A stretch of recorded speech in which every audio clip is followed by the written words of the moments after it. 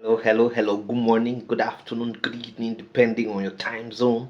Welcome to my channel. My name is Ogbanje Joseph.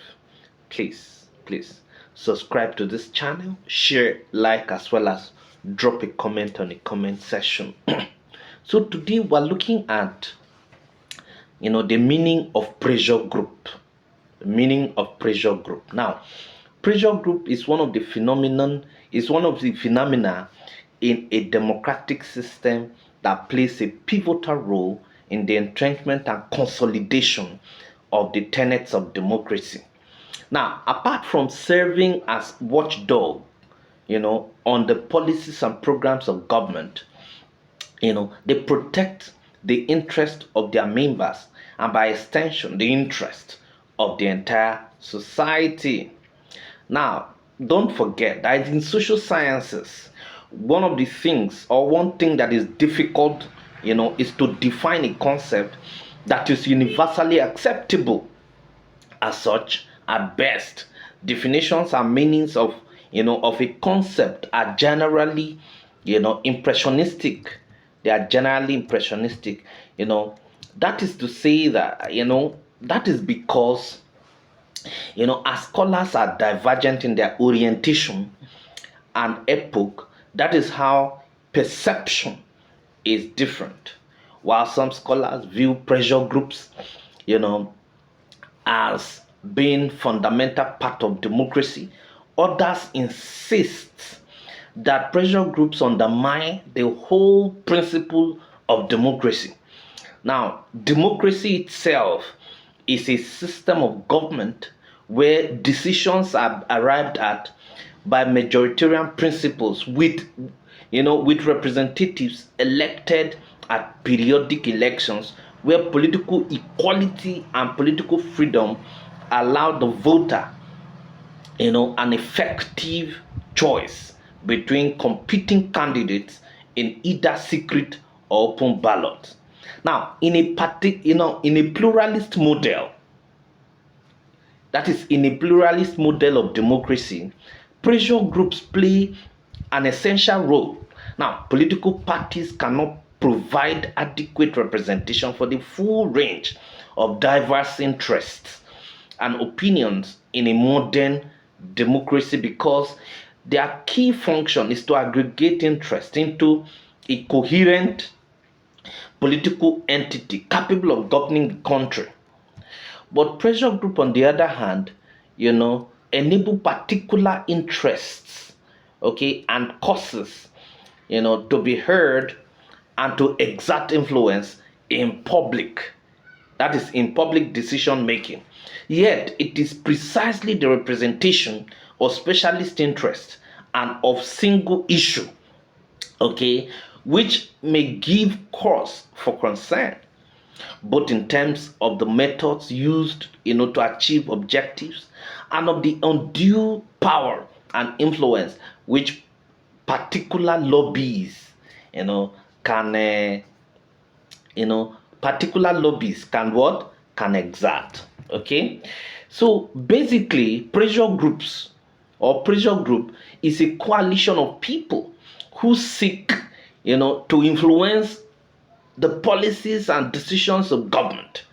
It is a group who articulates and aggregates the opinions of its members and seek ways of making government attend to these opinions. Now, the motive for action may be based on a shared political faith or shared political faith, moral, or commercial position. Groups use varied methods to try to achieve their aims, including lobbying, media campaign, publicity stunts, polls, research, and policy briefings. Some groups are supported by powerful business or political interests and exert considerable influence on the political process. Others have few of such resources.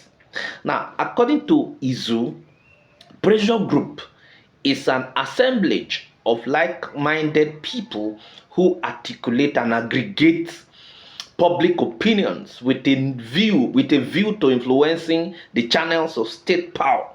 To this end, its major aim is not to take over or be directly in charge of the reins of government like the political parties desire, but just to make sure that their collective occupational, religious, and or promotional interests are fairly represented in public policy outcomes and resolutions. Okay, now in the same vein, okay, Akimbade defines pressure groups from the position of comparative description between pressure group and political party. Thus, in his words, pressure group is an association of individuals whose main objective is to influence government in a manner favorable to the interests of its members. Unlike political parties, a pressure group has no interest in becoming the government. Okay, so rather, pressure groups are organized groups seeking to achieve defined goals. Okay, so Oyeleye looks at the concept of pressure groups from a broader perspective when he insisted that in general pressure groups comes into being to enhance a protect or protect the interest of their members or groups. So it is indeed apt to point out that in every state there are formal or informal institutions. The formal institutions comprise of the legislature, whose job is to make laws, executive, whose function is to execute or implement the laws, the laws made by the legislature, and the judiciary, whose role is to adjudicate the law. The informal institutions are the political parties and the pressure groups, civil society organizations, etc. Now, pressure groups seek to influence government decisions and policies socially or economically. Now, in doing the above, they lobby or use other techniques, to influence the executive and legislative arms of government. They are majorly concerned with, with influencing government decisions because their primary aim is not to enter into politics and contest election, but to put pressure on the arms of government mentioned above, that is legislature and executive and other government officials, to achieve their immediate and long-term goals. Okay, so according to the pluralist school of thought, pressure groups improve the quality of government. Consultation with affected groups is the national way to make decisions in a free society. It makes government more efficient by enhancing the quality of the decision making process. The information and advice provided by groups helps to improve the quality of government policy and legislation. Okay, so pressure groups are a product of freedom of association, okay, which is fundamental principle of liberal democracy. Now, freely operating pressure groups are essential to the effective functioning of liberal democracy in three main ways. What are the ways in which they are essential? Number one, they serve as vital intermediary institutions between government and society. Number two, they assist in the dispersal of political power. Number three, they provide important counterweights to balance the concentration of power. So the term pressure groups, according to the term pressure group is actually different from interest groups. Interest group is actually just a group of people that come together with a particular interest that they pursue, and once this interest is actually achieved, they forget about whatever they are set up for.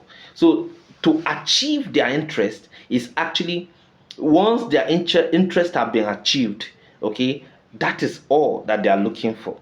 However, pressure group, on the other hand, actually goes beyond having interest and beyond meeting the interest. Now, the interest of pressure group is to actually, in fact, why pressure group is different from interest group is that while interest group does not go beyond interest, pressure group put pressure on the government. They influence the decisions of the decisions and policies of government, to act in their favor. That is why interest groups are actually different from pressure groups. Okay, so that is it. Thank you very much.